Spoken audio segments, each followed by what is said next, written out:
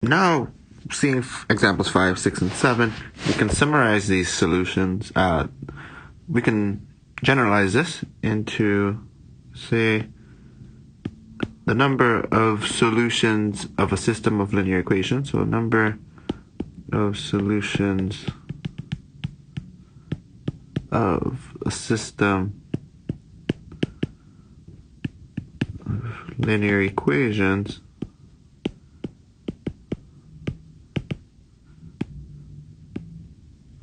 Now, for any system of linear equations and then variables, so for any system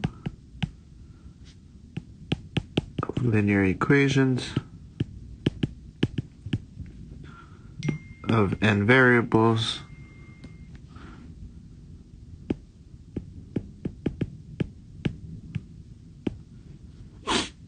precisely one of the following is true. So precisely is true. And I'm trying to fit it in there. All right. First, as we've seen, the system has exactly one solution.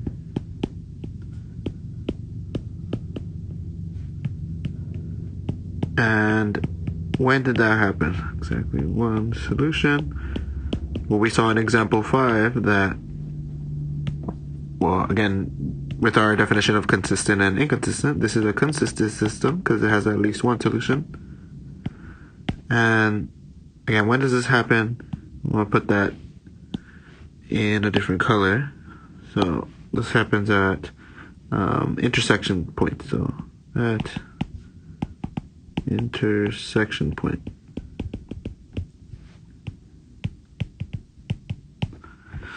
All right. And the second case is the system has infinite number of solutions. So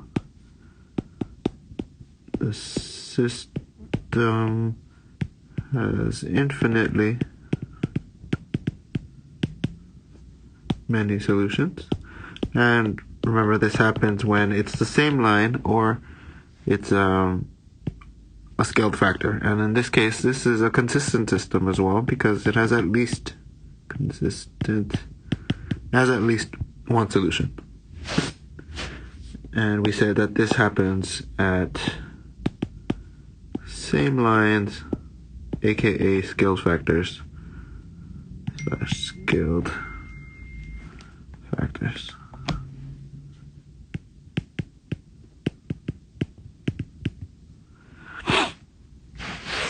Number 3, the last one was the system has no solutions. The system,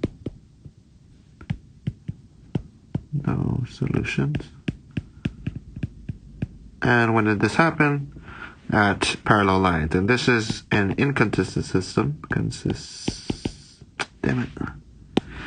Pardon me. Spell check. Consistent system. And this happened when? At parallel lines. At parallel.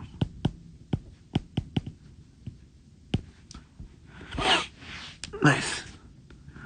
Now continue this conversation of solving a system of linear equations. Well, we come to the point where we want to solve something like so.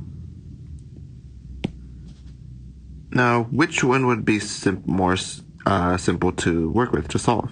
The left or the right?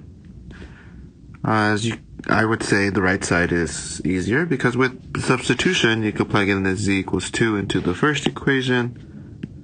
And then once you find the y value, you'll be able to plug the y and the z value into the first equation, which is, again, back substitution. Back subs. Remember, subs is my way of abbreviating substitution compared to subtraction. Is substitution. Now, the right-hand side has a special form. So this, I'm going to write it in a different color. This form is called row echelon form. And this is denoted by its staircase figure. So notice it's kind of like going inwards like a stairs. And that's what gives it the difference of the row echelon form. And more specifically, row echelon form, so it always has a leading coefficient of one. Leading coefficient of 1. And that's the most important part. So I'm going to put this in a spiky cloud so I can stand out in my notes and I can recall that. So always has a leading coefficient of 1. Well, again, we can solve this right-handed equation by back substitution, but I will claim these two systems,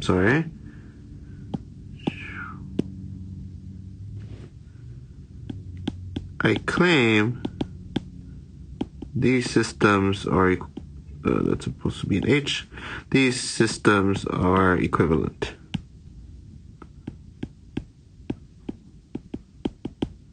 Well, what does it mean to be equivalent?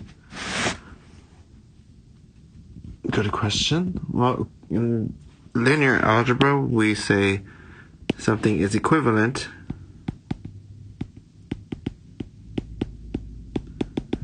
when the systems have the same solution set. When systems of linear equations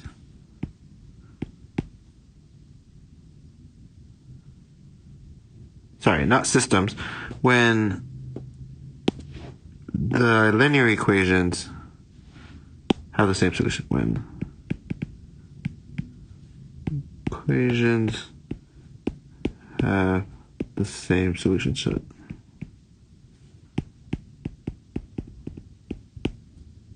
Set. And this is a definition, so maybe put this in its own little bubble.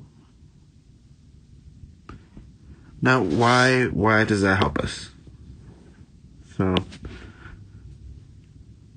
to solve an equation in a system, in particular a system that is not in row echelon form, well, first, let me write this down. To solve a system not in row echelon form, and I'm just going to say row echelon.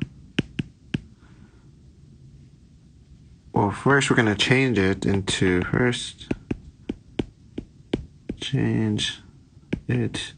an equivalent system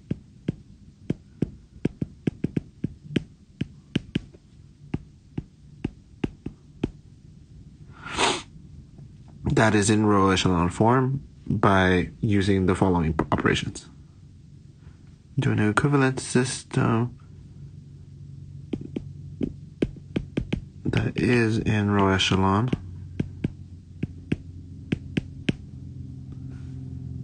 by using only the operations listed below.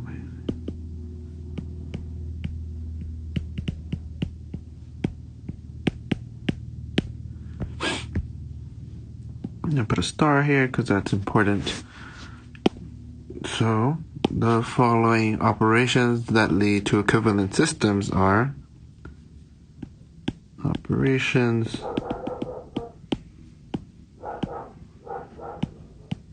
equivalent systems. Now we've seen these operations before and we've done them with the elimination method. So the following are